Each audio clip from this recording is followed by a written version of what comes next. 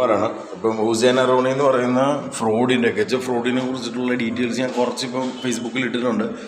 ആ പന്നൻ വേറൊരു ചേച്ചീനെ, അതായത് ഇച്ചിരി പ്രായമുള്ളൊരു ചേച്ചി, ഒരു മേക്കപ്പ് വുമണാന്ന് തോന്നുന്നു. അപ്പോൾ അവരെ ഇവൻ കൊല്ലാൻ വരെ ശ്രമിച്ചിട്ടുണ്ട്. അതുപോലെ തന്നെ ഇതാണ് ഈ കാജ ഹുസൈൻ എന്ന് പറയുന്ന വ്യക്തി. ഹുസൈൻ അറോണി എന്നാണ് അവനെ അറിയപ്പെടുന്നത്. ഇതാണ് മച്ചാൻ. ആ പന്നൻ വേറൊരു ചേച്ചീനെ, അതായത് ഇച്ചിരി പ്രായമുള്ളൊരു ചേച്ചി, ഒരു മേക്കപ്പ് വുമണാന്ന് തോന്നുന്നു. അപ്പോൾ അവരെ ഇവൻ കൊല്ലാൻ വരെ ശ്രമിച്ചിട്ടുണ്ട്. അതുപോലെ തന്നെ അവരുടെ കയ്യിൽ നിന്ന് ഇതുപോലെ ഫണ്ട് അടിച്ച് മാറ്റിയിട്ടുണ്ട്. അവർ കേസ് കൊടുത്തപ്പോഴത്തേക്കിനും പോലീസിന് പൈസ കൊടുത്തിട്ട് ഒതുക്കിയെന്നാണ് അവർ പറയുന്നത്. അതിൻ്റെ ഓഡിയോ ഞാനിപ്പം ഇതിൻ്റെ ഒപ്പം തന്നെ ഇടാം. എനിക്ക് പോലീസുകാരോട് പറയാനുള്ള കേസ്, അവനൊരു ബോൺ ക്രിമിനലാണ്. അപ്പം നിങ്ങൾ നിങ്ങളുടേതായിട്ടുള്ള കർത്തവ്യം നിർവഹിച്ചില്ല എന്നുണ്ടെങ്കിൽ, അതായത് നമ്മൾ തരുന്ന പരാതിയിൽ നിങ്ങൾ അന്വേഷണം നടത്തി, ഞങ്ങൾ വേറൊന്നും പറയുന്നില്ല, നിങ്ങൾ അവനെ വിളിച്ചിട്ടൊന്ന് ക്വസ്റ്റ്യൻ ചെയ്യുക. ആ ക്വസ്റ്റ്യൻ ചെയ്തിട്ട് ഇപ്പം തന്നെ ഞങ്ങളെ പരാതി കൊടുത്ത് 5-6 ദിവസത്തിൻ്റെ അടുത്തായി. പോലീസ് ഇതേവരെ ഒരു ആക്ഷനും എടുത്തിട്ടില്ല. അവനെ കിട്ടിയിട്ടില്ല, കണ്ടിട്ടില്ല, കേട്ടിട്ടില്ല എന്നാണ് പറയുന്നത്. അവനിവിടെ തന്നെ ഉണ്ട്, അവനിവിടുത്തെ ലോഡ്ജിലുണ്ട്. നമുക്ക് അവൻ എവിടെയാണെന്നൊക്കെ കൃത്യമായിട്ട് അറിയാം. നിങ്ങൾക്ക് എന്തുകൊണ്ട് അറിയാൻ പറ്റുന്നില്ലെന്ന് ഞങ്ങൾക്ക് മനസ്സിലാവുന്നില്ല. അപ്പം നിങ്ങൾ കൃത്യമായിട്ട് പ്രോപ്പറായിട്ട് അവനെ ക്വസ്റ്റ്യൻ ചെയ്തില്ലെങ്കിൽ അവനൊരു ക്രിമിനൽ ആണെന്നുള്ള സംഭവം നിങ്ങൾക്ക് മനസ്സിലാവില്ല. നിങ്ങൾ പ്രോപ്പറായിട്ട് ക്വസ്റ്റ്യൻ ചെയ്ത് പ്രോപ്പറായിട്ട് മൂവ് ചെയ്യണം. നിലവിൽ ഇവിടെ ഇതിൻ്റെ യാതൊരുവിധ സംഭവവും നടന്നിട്ടില്ല. ഓൾറെഡി ഒരു ചേച്ചി പറയുന്നുണ്ട്, പോലീസുകാർ കാശ് മേടിച്ചിട്ട് പിന്നീട് ഒന്നും ചെയ്തിട്ടില്ലെന്ന്. അതായത് ഇവൻ്റെ പാറ്റേൺ ഓഫ് ക്രിമിനൽ ആക്ടിവിറ്റി സെയിമാണ്. ഒരേ പാറ്റേണിലുള്ള ക്രിമിനൽ ആക്ടിവിറ്റീസാണ് ചെയ്യുന്നത്. അവൻ ഇപ്പം ബിജുക്കുട്ടനെ മുൻനിർത്തിയിട്ടാണ് 1 കോടി രൂപ ഇവരുടെ കയ്യിൽ നിന്ന് അടിച്ചു മാറ്റിയതെന്നുണ്ടെങ്കിൽ, ഇതിന് മുമ്പത്തെ പടത്തിൽ ഷീലാമ്മ എന്ന് പറയുന്ന നമ്മുടെ എല്ലാവർക്കും അറിയാവുന്ന ഒരു നടിയുടെ പേരും പറഞ്ഞിട്ടാണ് ഇവൻ വേറൊരു ചേച്ചിയുടെ നിന്ന് പൈസ അടിച്ചു മാറ്റിയത്. ആ ചേച്ചീനെ ഇവൻ ബ്രൂട്ടലായിട്ട് ഒരുപാട് ഉപദ്രവിച്ചിട്ട് ഉണ്ട്. അതിൻ്റെയൊക്കെ ഡീറ്റെയിൽസ് ഞാൻ നിങ്ങൾ ഇത് ഓഡിയോ കേട്ട് നോക്കുക. ഞാനിപ്പോൾ ഒരു ഓഡിയോ ഇടണം, ആ ഓഡിയോ ഒന്ന് കേട്ട് നോക്കുക. എന്നിട്ട് നിങ്ങളൊന്ന് ആസ് എ പ്രേക്ഷകർ എന്ന് പറയുന്ന രീതിയിൽ നിങ്ങളൊന്ന് പറഞ്ഞു നോക്കുക. അവൻ എങ്ങനെയാണെന്ന് നിങ്ങൾക്ക് അപ്പം മനസ്സിലാവുമല്ലോ. കള്ളന്മാരുടെ വീട് സിനിമയുടെ ഇതിലുണ്ടായിരുന്ന ആളാണ്. കള്ളന്മാരുടെ വീട് സിനിമല്ലേ, ഹുസൈൻ അറോണി, അതിലുണ്ടായിരുന്ന ആളാണ്. അപ്പൊ നമ്മളിപ്പോ അതിന്റെ കുറെ കേസും കാര്യങ്ങളും നമ്മൾ അവന്റെ പേര് നമ്മളതൊരു ഇവിടെ ആദ്യത്തറ സദീഫ്ക പറഞ്ഞ ആളുണ്ട്. അതിലിരുന്നൊരു 78 ലക്ഷം രൂപ. അതുപോലെ ശ്രീകുമാർ പറഞ്ഞ കൊല്ലത്തിന്റെ ആളുടെ 30 ലക്ഷം രൂപ. അങ്ങനെ കുറെ ആളുകളുടെ പൈസ ഇതാക്കിയിട്ട് ഇപ്പൊ അപ്പൊ മറ്റേ ഇവിടുന്ന് മുങ്ങിപ്പോവൻ ആദ്യത്തറയെന്ന് ആദ്യത്തറ ഫ്ലാറ്റിലാണ്. ഹലോ, റെയിൽവേ സ്റ്റേഷനിൽ ചേർന്നിട്ടുള്ള ഒരു ഫ്ലാറ്റിലായിരുന്നു. അതിന്ന് അവൻ മുങ്ങിപ്പോവൻ. അല്ല, 3 ദിവസമായിട്ടുള്ളൂ. 3 ദിവസമായി ഞങ്ങള് 5 ദിവസമായി പരാതി കൊടുത്തിട്ട്. അതെ, കഴിഞ്ഞ ആഴ്ച അവിടെ ഉണ്ട്, ഞാൻ അന്വേഷിച്ചതാണ്. കഴിഞ്ഞ ആഴ്ച ഉണ്ട്. ഞങ്ങൾ 5 ദിവസമായി പരാതി കൊടുക്കുന്ന. ഇന്നത്തെ കുഴപ്പമില്ല, മുങ്ങിയാണെന്ന് ചെന്നപ്പോ 24 ന്യൂസ് എല്ലാ ന്യൂസും വരും. നമ്മളിപ്പോ നല്ല എല്ലാ ന്യൂസുകൾക്കും പയറ്റ് കൊടുത്തിട്ടുണ്ടായിരുന്നു. പറ്റിച്ച് പോയപ്പോ എന്റെ നെഞ്ചുരുകി ഞാൻ പ്രാർത്ഥിച്ചിട്ടുണ്ട്, ആരെങ്കിലും ഒരാളെ വഴി കൂടെ അവനെ പിടിക്കണം എന്നുള്ളത്. എന്നെ അവൻ എന്തെല്ലാം ഉപദ്രവിച്ചിട്ടാണെന്ന് അറിയാം. ഫസ്റ്റ് തന്നെ എന്നെ ഉപദ്രവിച്ച ആന്റണിക്ക് നല്ലപോലെ അറിയാം. നമ്മളെ വീട്ടിൽ വന്ന് നമ്മള് അങ്ങനെയൊക്കെ ചെയ്ത് പൈസ വാങ്ങി ചെക്ക് തന്ന് പറ്റിച്ച് അവന്റെ വീട്ടിൽ കൊണ്ടുപോയി പട്ടിണിക്കിട്ട് എന്നെ പൈസ തരാന്ന് പറഞ്ഞ് എന്റെ കഴുത്തിലും ഊരി വാങ്ങിച്ച് അവനും അവന്റെ ഭാര്യയും ചേർന്നിട്ട് വീടുണ്ടോ?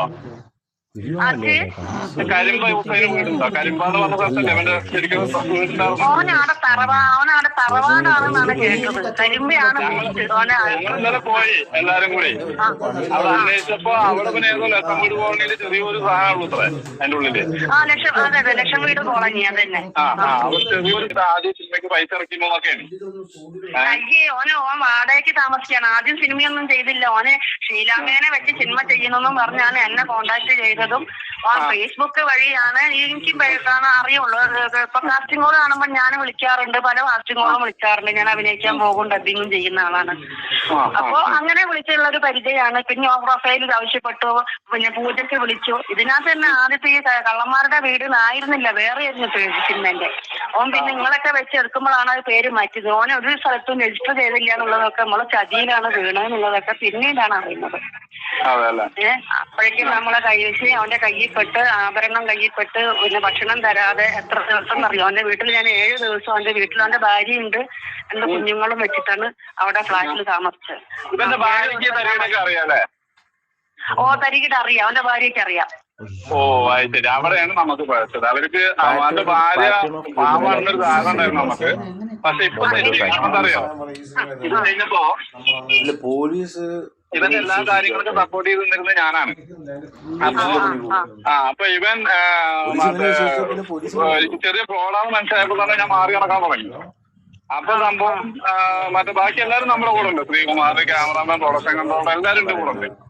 അപ്പൊ നമ്മളിപ്പോ ഈ ഷെരീഫിന് ആധാർ അടക്കം പോയിട്ട് അയാള് 78 ലക്ഷം രൂപ കൊടുത്തിട്ടുണ്ട്.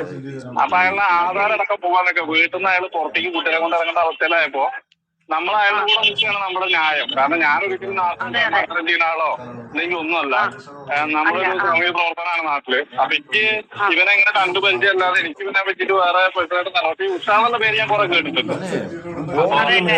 പൈസ പോയിട്ടുണ്ട് എന്നൊക്കെ എനിക്കൊക്കെ അറിയാം. അപ്പൊ എനിക്ക് നിങ്ങളെ കോണ്ടാക്ട് ചെയ്യാൻ നമ്പറോ കാര്യങ്ങളോ അല്ലെങ്കിൽ സംവിധാനങ്ങളോ ഒന്നും ഇല്ലല്ലോ. അപ്പൊ എന്താണ് എനിക്ക് നമ്പർ കിട്ടിയത് നിങ്ങളെ? അപ്പൊ നമ്മളിപ്പോ കോട്ടയത്ത് ഒരു 3 days മുമ്പ് വാങ്ങിയിട്ടുണ്ട്. അടുത്ത പുതിയ സിനിമയ്ക്ക് പറഞ്ഞിട്ട് 2 ലക്ഷം രൂപ വാങ്ങിയിട്ടുണ്ട്. ഒരു ആ ചേച്ചി കോട്ടയത്ത് ആ ചേച്ചി ഞാൻ വിളിച്ചു, ആ ചേച്ചി എന്നെ വിളിച്ചിരുന്നു. കുറെ ആളുകളുടെ പൈസ പോയിട്ട് നടക്കുന്നത്. അപ്പൊ നിങ്ങള് പരാതി കൊടുത്തോളൂ പറഞ്ഞു. അപ്പൊ അങ്ങനെ ഒരു സ്ഥിതിയിലാണ് നിൽക്കുന്നത്. അപ്പൊ നിങ്ങളുടെ വിവരങ്ങൾ കൃത്യമായിട്ടൊന്ന് അറിയാനും നിങ്ങൾക്കത് ലീഗലി അന്ന് കേസ് കൊടുത്തിരുന്നോ? ഞാന് അഡ്വക്കേറ്റിനെ കണ്ടിട്ടുണ്ടായിരുന്നു. അഡ്വക്കേറ്റിനെ കണ്ട കാര്യങ്ങൾ അവതരിപ്പിച്ചു. അഡ്വക്കേറ്റ് അവനെ വിളിക്കുകയും ചെയ്തിരുന്നു. അവൻ ഞാൻ പറയുന്ന കാര്യങ്ങളും അവിടെ നടന്ന കാര്യങ്ങളുടെ നേരെ ഓപ്പോസിറ്റാണ് അഡ്വക്കേറ്റിനെ എടുത്ത് പറഞ്ഞിരിക്കുന്നത്. നേരെ ഓപ്പോസിറ്റ്, അതായത് അവനെ ഞാൻ ചതിച്ചു എന്നാണ് അവൻ പറഞ്ഞിരിക്കുന്നത്. അതെങ്ങനെയാന്ന് വെച്ചാല് അവന് സിനിമ ഫീൽഡിൽ അവൻ എത്രയോ വർഷമായിട്ട് സിനിമ നിർമ്മാതാവായിട്ട് സിനിമ ഫീൽഡിൽ ഉള്ള ഒരാളാണ്. ഞാൻ അവനെ ചതിച്ചതെന്ന് പറയുന്നത് അവൻ പിന്നെ എനിക്ക് അതിൻ്റെതായിട്ടുള്ള തെളിവുണ്ട്. സ്റ്റേഷനിൽ അവൻ കൊടുത്ത തെളിവുകൾ എനിക്ക് സ്റ്റേഷൻ അയച്ചു തന്നിട്ടുണ്ട്. പിന്നെ ഞാൻ സ്റ്റേഷനിൽ നടക്കാത്തത് കൊണ്ടാണ് ഞാൻ പിന്നെ വനിതാ കമ്മീഷന് കൊടുത്തു. വനിതാ കമ്മീഷന് സ്റ്റേഷനിൽ റിപ്പോർട്ട് വെച്ചപ്പോൾ അവൻ പറഞ്ഞിരിക്കുന്നത് അവൻ എത്രയോ വർഷം ഈ ഫീൽഡിലുള്ള ആളാണ്. അവന്റെ സിനിമാ മേഖലയിലുള്ള ആളുകളോട് ഞാൻ അവനെ പറ്റി മോശം പറഞ്ഞ് പറഞ്ഞത് കൊണ്ട് അവന് സിനിമ ചെയ്യാൻ പറ്റുന്നില്ല. അപ്പൊ ഞാനിപ്പോ അവന് നഷ്ടപരിഹാരം കൊടുക്കേണ്ട രീതിയിലാണ് അവൻ പറഞ്ഞുണ്ടാക്കിയത്. അത് പിന്നെ പൊതുവെ അവൻ അങ്ങനെയാണ്. അവന്റെ എന്നെ പറ്റി പറഞ്ഞത് ഞാൻ എന്റെ ജീവിതത്തില് ഒരു ഇല്ലാത്ത ഒരാളാണ്. അതായത് ഞാൻ രാഷ്ട്രീയക്കാരൻ കൂടിയാണ്. അപ്പൊ എന്താ രാഷ്ട്രീയപരമായിട്ടുള്ള കേസുകൾ ഉണ്ടാവും. അല്ലാതെ അത്രത്തേക്ക് ഞാനൊരു വേറെ കേസുള്ള കാര്യങ്ങളോ ആരെയും കട്ടിട്ടോ പിടിച്ചിട്ടോ ഒന്നുമില്ല. എന്നിട്ട് അവൻ വേണ്ടാതീനം പറയുണ്ടാക്കി. അതേമാതിരി അവൻ ബിജുക്കുട്ടനെ പറ്റിയിട്ട് പോസ്റ്റ് ഇട്ടു മിനിഞ്ഞാന്ന്. മറ്റേ ബിജുക്കുട്ടന് ഈ സിനിമയുടെ ബാക്കിലുള്ള ഒരു മുഴുവൻ പെണ്ണിനും കള്ളിനും വേണ്ടി മാത്രം കൂടെ കൊണ്ടുവരാൻ അവൻ ഡിലീറ്റ് ചെയ്തു. ബിജുക്കുട്ടനെ പറ്റി ഓൻ നേരത്തെ ഈ കള്ളന്മാരുടെ വീടിന്റെ ഷൂട്ട് കഴിഞ്ഞ ഉടനെ തന്നെ 3-4 പോസ്റ്റ് ഇട്ടിരുന്നു. ഈ പോസ്റ്റ് ഞാൻ എടുത്തു വെക്കുകയും ഞാനിത് സ്റ്റേഷനിൽ ASIക്ക് ഫോർവേഡ് ചെയ്യുകയും ചെയ്തതാണ്. പക്ഷെ അവൻ അവിടെ വിളിച്ചു കഴിഞ്ഞാൽ അവൻ അവരോട് പറയുന്നത് ഇത് ഞാനാണ് ഇതിന്റെ പിന്നിൽ പ്രവർത്തിക്കുന്നത്. ഉഷ എന്ന് പറഞ്ഞ ആളാണ് ഇതിന്റെ പിന്നിൽ പ്രവർത്തിക്കുന്നത്. അതെ അതെ അതെ, രേഖാമൂലം കൊടുത്തതാണ്. അക്കൗണ്ട് വഴി തന്നെ അല്ലേ? Account through. അതെ അതെ അതെ, അക്കൗണ്ടും ചെക്കും.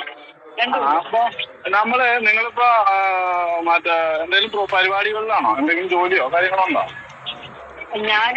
ഞാനിപ്പോ ആങ്ങളുടെ മോന്റെ ഇവിടെ ഹോസ്പിറ്റലിലായിരുന്നു. ഞാനിപ്പോ വന്നേ ഉള്ളൂ ഇന്നലെ.